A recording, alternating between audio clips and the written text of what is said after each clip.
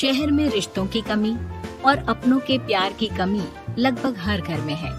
किसी को अकेलापन अच्छा लगता है तो किसी को ये काटने दौड़ता है। देखो राधा, तुम भले ही गांव की हो, लेकिन यहाँ शहर में सभी को साथ लाकर रखना पॉसिबल नहीं है। हाँ, लेकिन प्लीज किसी को तो बोलो हम लोगों के साथ रहें।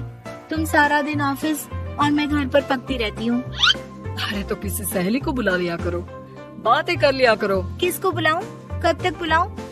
तुम सासू माँ को बोलो ना आकर यहाँ रहे। ठीक है, बात करता हूँ मैं उससे।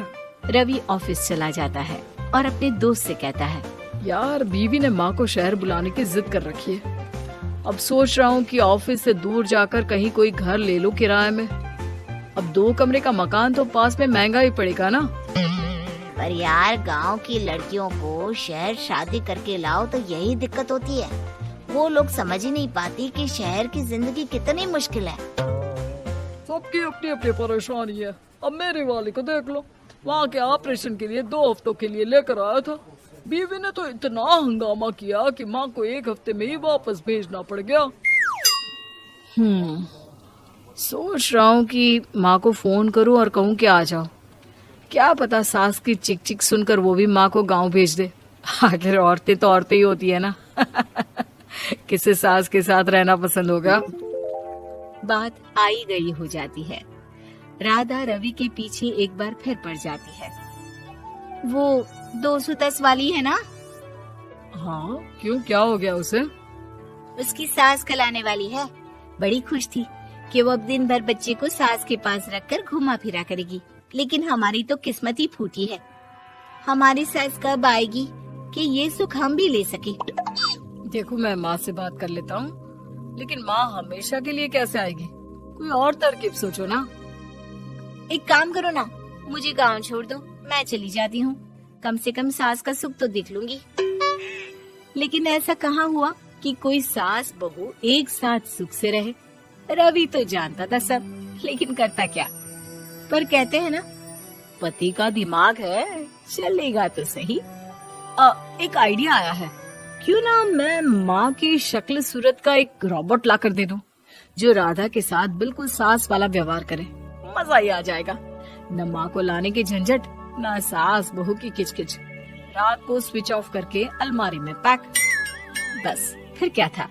अगले दिन जैसे ही घर की घंटी बजती है और राधा दरवाजा खोलती है, साथ में खड़ा होता है रवि और साथ में होती है रवि की माँ यानी कि राधा की सास। माँ जी, मुझे तो मेरी आँख पर विश्वास नहीं हो रहा। कितना अच्छा सरप्राइज है। आइए माँ, आइए। मुझे भी अच्छा लग रहा है। मैं भी खुश हूँ, मैं भी खुश हूँ, मैं भी खुश हूँ। दरअसल रोबोट सास की बैटरी ढीली होने के कारण वो एक वाक्य को रिपीट करने लगती है। माँ जी इतनी खुश है कि बार बार दोहराए जा रही हैं कि खुश है, खुश है। मैं अभी पानी लाती हूँ। राधा पानी लाने जाती है कि पीछे से रवि सास की बैटरी टाइट कर देता है और ऑर्डर का प्रोग्रामिंग ऑन कर देता है। पानी लाओ, चाय लाओ, खाना लाओ, मेरे बाल झाड़ो, मेरे कपड़े धो, मेरी चप्पल कहाँ है, लेकर आओ। अरे ठीक है माँ जी, सब ला रही हूँ। मैं जानती हूँ रवि आपको प्रोग्रामिंग करके लाए ना कि आप मुझे तंग कर दे और मैं आपको जाने को बोल दूँ। नहीं माँ जी, इस बार मैंने भी कमर कस रखी है। प्रोग्रामिंग कैसी लैंग्वेज यूज कर रही हो? माँ का रोबोट थोड़ी ना है जो मैं प्रोग्रामिंग करूँगा। अरे मजाक कर रही हूँ। माँ तो माँ होती है, मैं जानती हूँ। राधा सास के साथ खुश रहती है। वो उनके साथ बातें करती, घूमने जाती और आसपास के लोगों से मिलवाती। लेकिन एक दिन, अरे कभी तुम लोगों को लड़के नहीं देखा। इतनी तो तू मैं माँ बेटी में भी हो जाती है, लेकिन तेरी सास तो बिल्कुल ताना नहीं देती।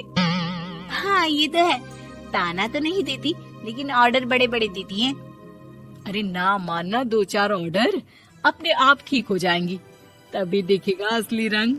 कौन सा तेरे बुलाने पर आई है, बेटे के बोलने पर आई होगी बुढ़िया।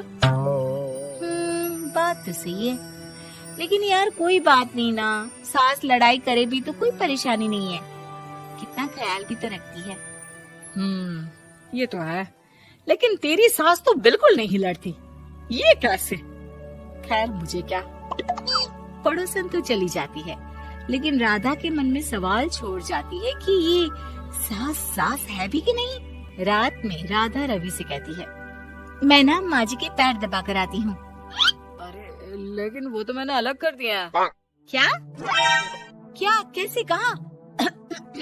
नहीं, मेरा मतलब कहाँ कभी माँ का पैर गांव में रहा करता था, तो मैंने काट कर मतलब माँ को शहर ले आया ना। Okay okay.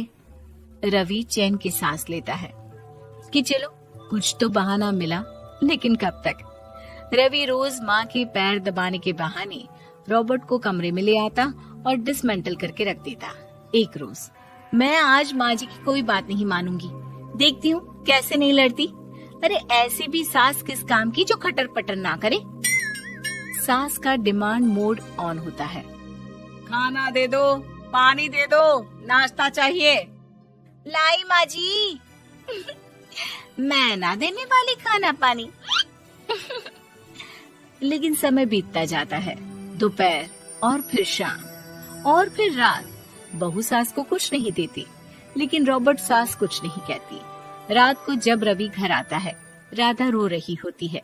अरे क्या हो गया? तुम्हारी माँ ने मुझसे लड़ाई की, खूब खरी खोटी सुनाई। मैंने तो आज सुबह से खाना भी नहीं खाया है। रवि समझ जाता है कि राधा झूठ बोल रही है, क्योंकि खरी खोटी वाली प्रोग्रामिंग तो उसने की ही नहीं थी। मैं माँ से बात करता हूँ, तुम परेशान मत हो। रवि रॉबर्ट माँ को लेकर कमरे में चला जाता है। वो उसे डिसमेंटल करके रख ही रहा होता है कि राधा, चलकर देखती हूँ माँ जी कहीं रवि को मेरे खिलाफ भड़का तो नहीं रही है। वो जैसे ही कमरे के अंदर जाती है, डर जाती है। सास के पुर्जे पुर्जे अलग थे। रवि, ये क्या है? ये माँ रॉबर्ट थी, तुमने ऐसा क्यों किया रवि?